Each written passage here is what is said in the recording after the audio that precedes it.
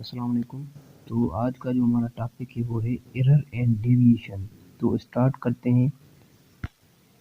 First of all error क्या होता है, अब इसको पढ़ते हैं थोड़ा। We know that in experimental observation we come across with errors and deviations in repeated measurement due to factors like lack of handling apparatus, defect in the instrument, improper function of instrument।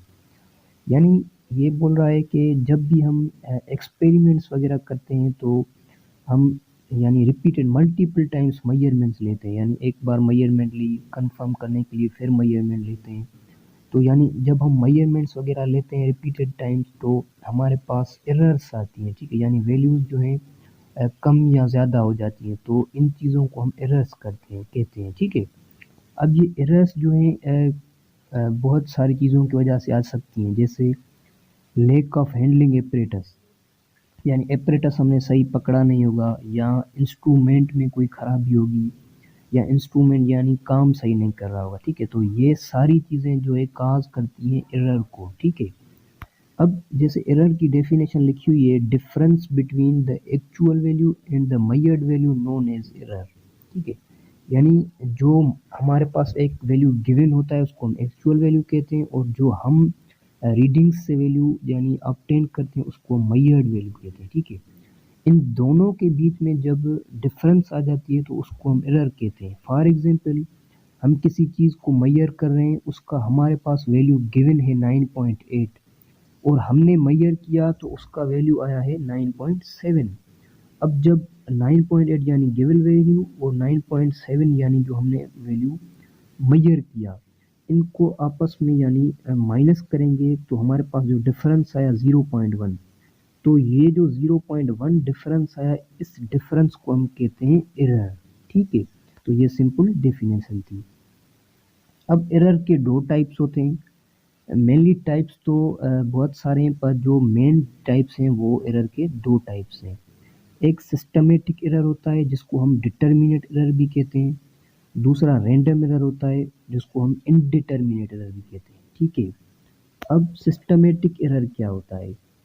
Systematic error is caused by improper functioning of instrument. यानी systematic error जो है instrument के proper work करने से, यानी instrument proper work नहीं करता तो हमारे पास जो एरर आता है उस एरर को हम जो है सिस्टमेटिक एरर कहते हैं। यानी सिस्टमेटिक एरर सिंपली जो है इंस्ट्रूमेंट काज कराता है, ठीक है। फॉर एग्जांपल, हमारे पास यानी in titrations if the indicator is not properly prepared then the color change will be occur before equivalence point।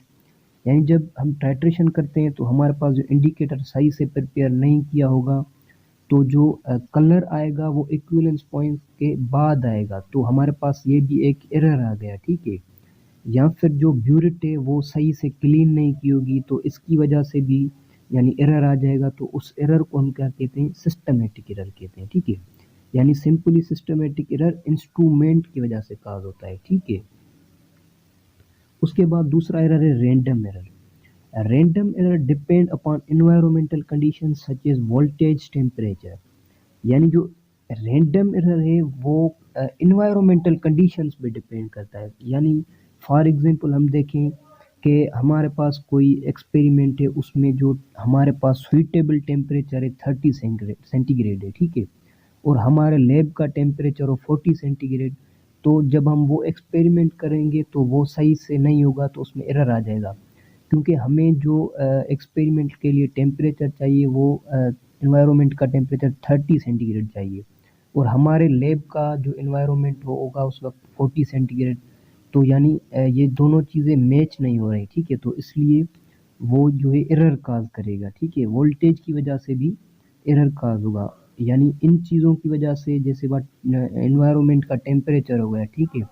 तो इन एरर्स को हम किस में काउंट करते हैं? रैंडम एरर्स में काउंट करते हैं। तो सिंपली ये फर्स्ट ईयर की चैप्टर 1 का टॉपिक था एरर एंड डेविएशन और उनके टाइप्स, जो सिंपल था और कंप्लीट हो गया। Thank you. अब अगले लेक्चर में मिलेंगे।